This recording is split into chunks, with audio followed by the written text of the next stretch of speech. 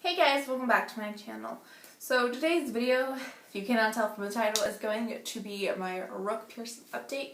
And this one is going to be, I cannot remember what month my last rook piercing update was, but this one is, I think it's the 5th month update. The correct date, if I'm wrong, will be up in the title, so you guys will already know what month it is.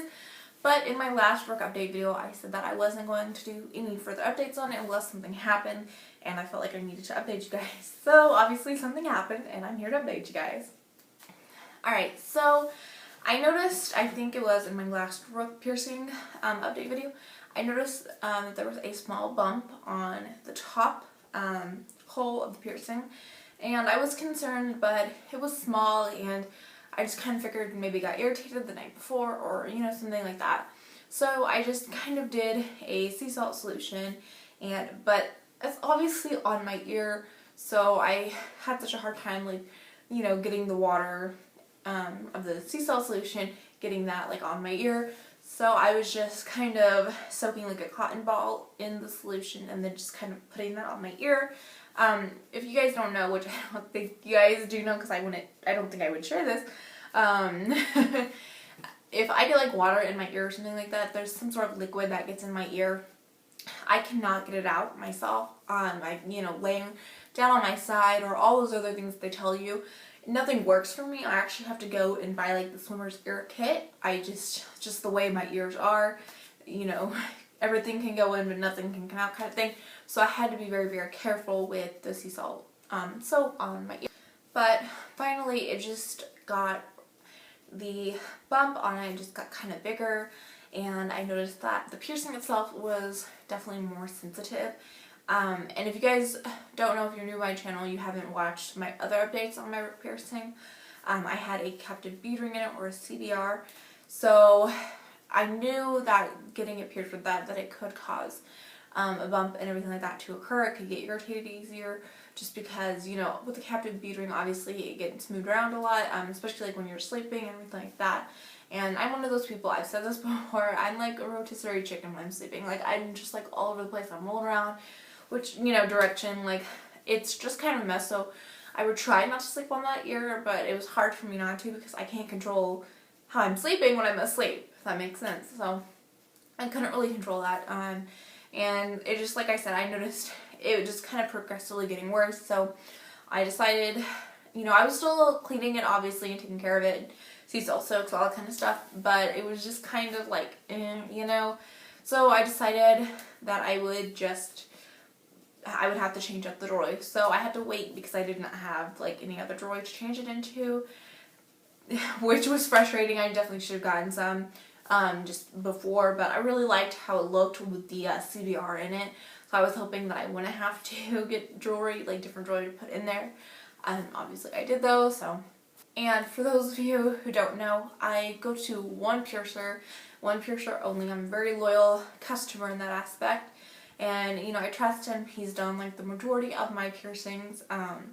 You know, off the top of my head, I think the only ones he hasn't done are like my lobes and my nose.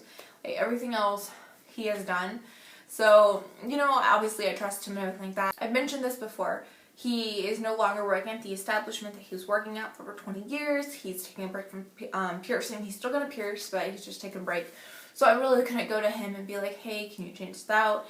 And just, I didn't want to go back to the establishment that he was working at just because some of the stuff I had heard about it and just kind of how they treated me. The last few times I had come in, my piercers always treated me like super nice, you know, really great. It was just kind of the workers and everything there.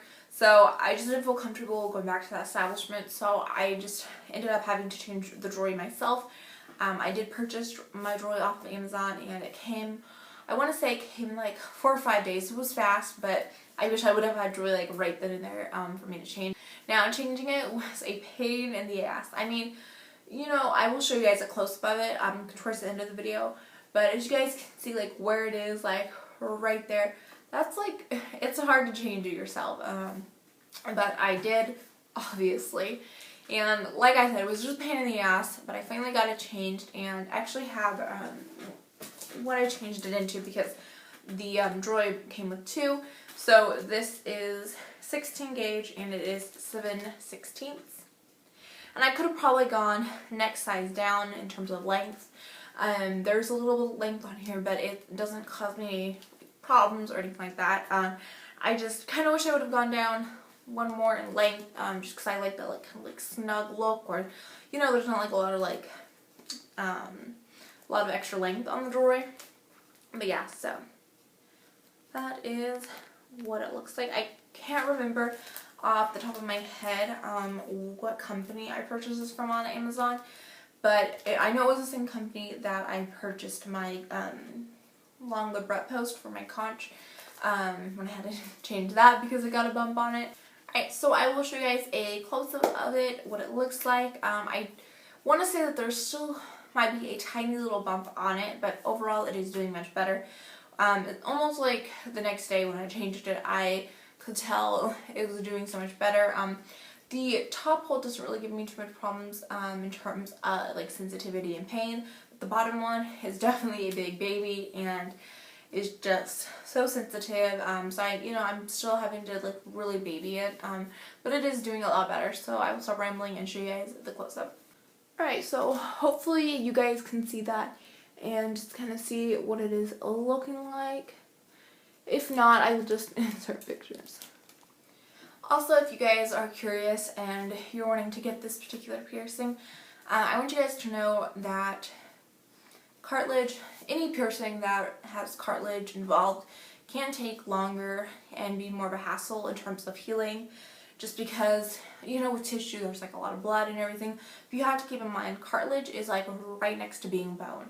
You know, it's almost bone. There's not like a lot of blood that gets through there. The blood flow is very, very, very minimal. So you have to keep that in mind, which I always have trouble when I have piercings that involve cartilage. They just never really want to just be easy and heal like, you know, like earlobes would or something like that. So just please keep that in mind if you are wanting to get this piercing or you have it and you're frustrated because it's just taking really, really slow to heal. Just please be patient and keep in mind, like I said, it's all about blood flow, and you know, the blood flow kind of helps heal piercings. It's not like the only thing that helps heal it, but you know, it does help a little bit. So just please keep that in mind. But I think that's really it. That's all I really have to update you guys on. Thank you so much for watching my video, and don't forget to check the description box for all my playlists and my social media if you'd like to follow me on anything. Hopefully you guys will check out my next video.